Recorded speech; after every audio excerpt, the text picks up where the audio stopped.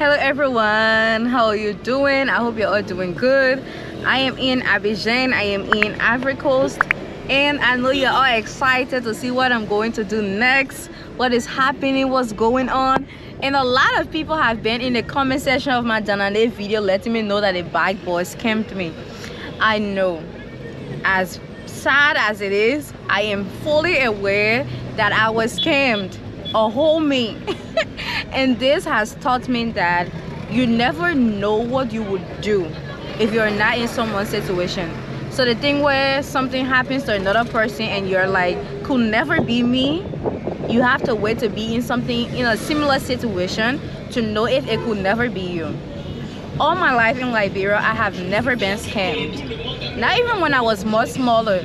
Like, my mom will literally give me her phone to carry on charge, and even though people will try to steal, but I don't pay attention to them. I don't listen to all these tricks like, hold this phone, I will give you another bigger phone. Like, I always knew they were scam. So I never fell prey to any of them in Liberia, and I didn't expect to fall prey to that in Ivory Coast. But this is life, it is what it is. So let me explain fully what happened. At this point, I'm in a battle with the sun. It's making my face too bright, and I don't like that. I'm a dark-skinned person. So I'm trying to go back. Anyways, what happened was this. Let me carry this glass up a little bit and see how it works. Okay, so I think this works a little with the sun. It cooled it down a little, I think. Anyways, I left my house on, I think, Friday, and I told myself that I left my house on Saturday, sorry, and I told myself that I have to be in Danane this Saturday because I don't want to sleep at Loguato border. I know nobody there. At least in Danane, I can find a guest house, because I know the last time I visited Ivory Coast, it was with my mom, and we had to sleep at the border. It was not a comfortable experience because they don't have guest houses at the border, which is a good investment opportunity. A lot of people travel daily on that road, especially business women. So having an affordable accommodation could actually be a good business idea to start if you have the money. Back to what I was saying. So I ended up paying for 2 seats when I got to the Loguato Park. That was 9,000, and I regret doing that because I should have gotten on a car to Ganta and then find a bike from Ganta to Loguato border. I would have crossed over to Danane as soon as possible, but I didn't do it. I wanted a straight car, since you get a receipt telling you that you paid for so and so a drive that you can send to your family, and they will actually take you straight to the park. No hustle, no tassel or anything. That was my first mistake, paying 9,000 for the front seat. They wasted my time. They lied to me that they had 3 passengers already, and I just don't know why they do that, but it's so disheartening. Now, when we got to, before leaving the Loguato Park in red light, I asked the driver, and he didn't have any idea the price from Loguato to Danane. And then he asked another driver. This driver went on to say 10 demi, that is 10,000 from Danane, from Loguato to Danane, and 10,000 the bus from Danane to Abidjan. So I said okay, and I did this because I didn't want to get scammed at the border. When we got to the border, I found this bike boy. The driver even said, okay, you can go with him. So I just assumed that this driver knows this guy, and this guy is a good person. That is why he's recommending this guy. I went to change money. My Liberian brothers were there. I don't even know if I can call them my brothers, because what they did to me, I feel betrayed in a way, because I would never expect a Liberian to do that to another Liberian just because of a language barrier. It is so funny, it is so sad, and it is disgusting. So the guy I went to change the money, the money changer who changed my money at the border in Liberia, he was there when this bike boy told me 25,000 to get to Danane from Loguato. Now, The reason why I didn't argue to say 10,000, because when the driver in Loguato Park told me that it cost 10,000, he didn't specify if it cost 10,000 on bike or on car. And then this boy, Stephen, by the way, Stephen is his name, he went on to tell me that right next to the other Liberian guys, and even I think a woman or so, someone, they were all there in a cycle. And this guy went on to tell me that he's charging 25,000 C5 because he will be paying at a different stopping points. And I don't know anything about Ivory Coast. I have no idea what is going on. I don't speak French. This guy speaks French and he speaks English. So I just assumed that this guy has my best interest at heart. And I was excited. Honestly, I was excited to the point that I was preparing to give this guy a huge tip because of how he was helping me.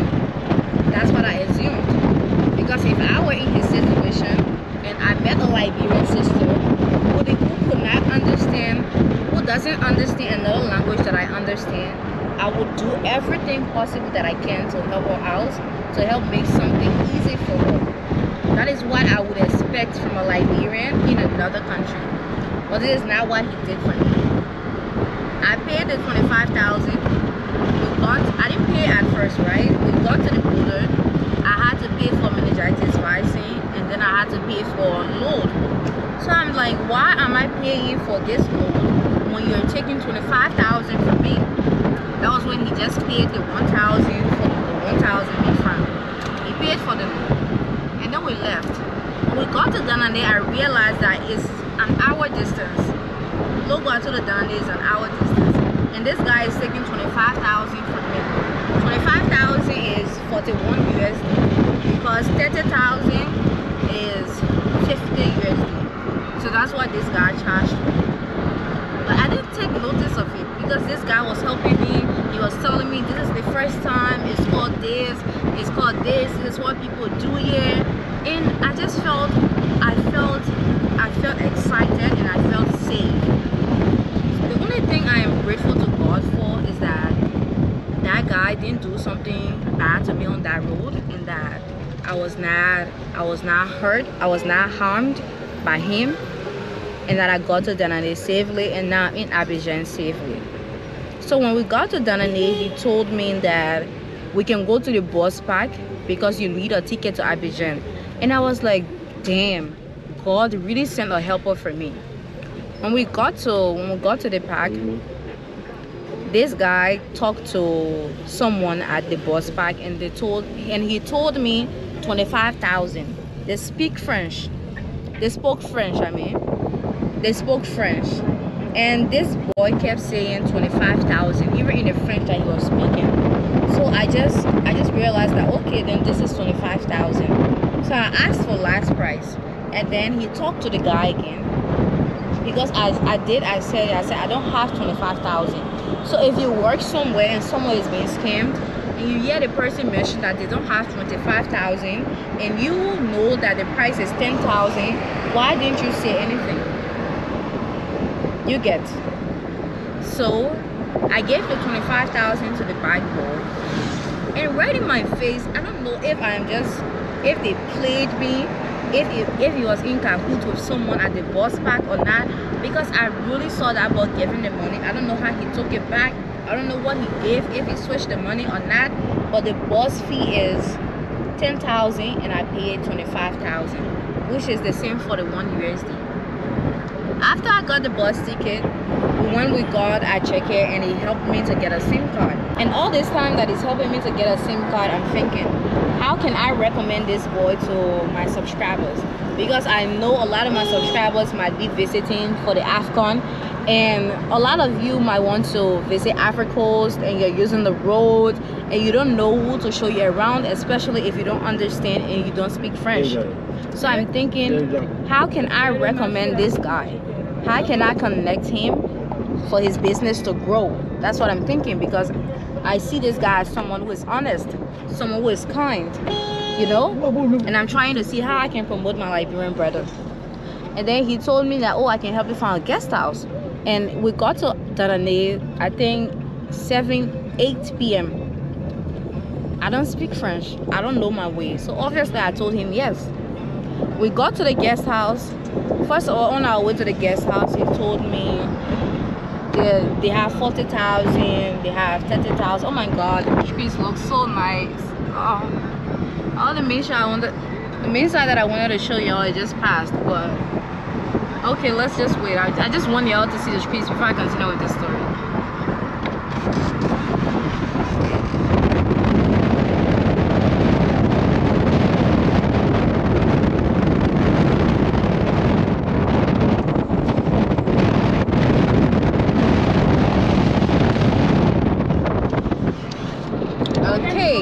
Sorry for the break-in. I love the streets here and I just wanted to share with you. So when we got before we could get to the guest house, he took me somewhere first and a lot of men were there.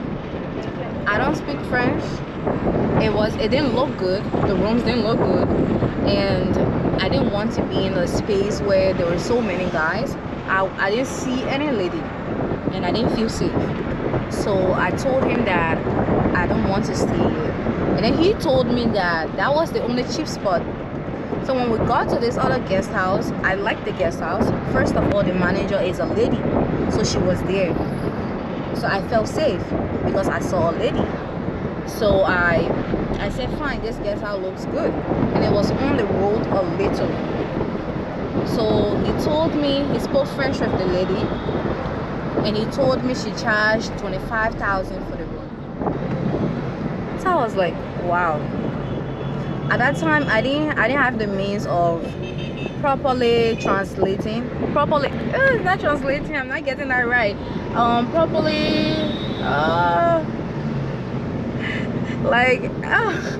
Like using the exchange rate in Ivory Coast to properly say, okay, 25,000 is so and so amount in USD. I have forgotten the word. There's a word to use for that. Maybe I'll think about it later. So we just changed 100 USD before we could get to the guest house. So I gave him 30,000. I gave him the entire 60,000 because he charged 25,000 at the time. I didn't know he was scamming me. So I gave him the 30,000 and the 5,000 was just something over the 30,000. And then I gave him the 30,000 for the room. He was supposed to give me 5,000 change, but he didn't give me the 5,000 change. He told me that he'll come the next day to pick me up. So I said, okay, thank you. And then I asked for a receipt, and then he said I can get the receipt tomorrow morning. And then I told him that I cannot sleep in a place where I don't have a receipt to show that I paid to be here, and we're leaving as early as 6:30 a.m. tomorrow on the bus. What use will I have for a receipt as early as 6:30 tomorrow morning? So I told him I want a receipt now. He went for the receipt, he gave me the receipt, and then he just got on his bike and he left. So I just put the receipt on the table because I didn't have any reason to believe that this boy is cheating me. So after setting things up in the room, putting my phone on charge, I saw 10,000 on the receipt. So I called the manager, who is a lady, and that was when I realized that she speaks small English. And then she told me that this symbol, he brought an old man the last time, and he told the old man 15,000. And then she told the old man no, it was 10,000.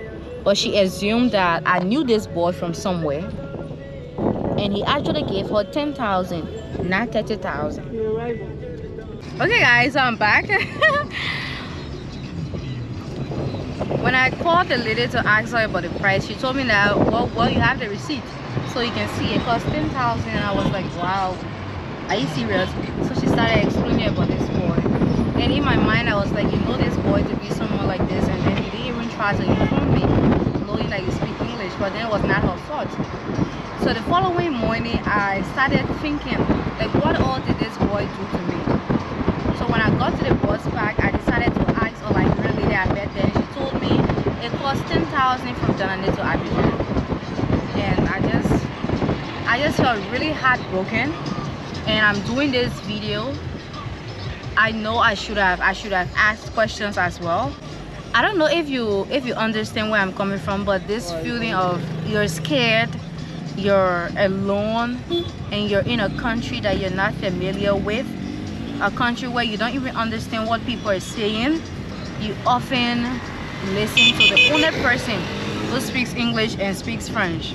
So that was the situation I found myself in, and I'm making this video for you to be aware, hoping that my experience will help you avoid something like this. Please be careful. Don't trust someone easily because that person is a Liberian and you meet them in another country. It's a bad experience, and because of this experience, I'll be very careful on how I move forward with even my own people, because my own person did this to me. My own Liberian, my own countryman did me dirty like this. And as you can see his picture on the screen, his name is Steven.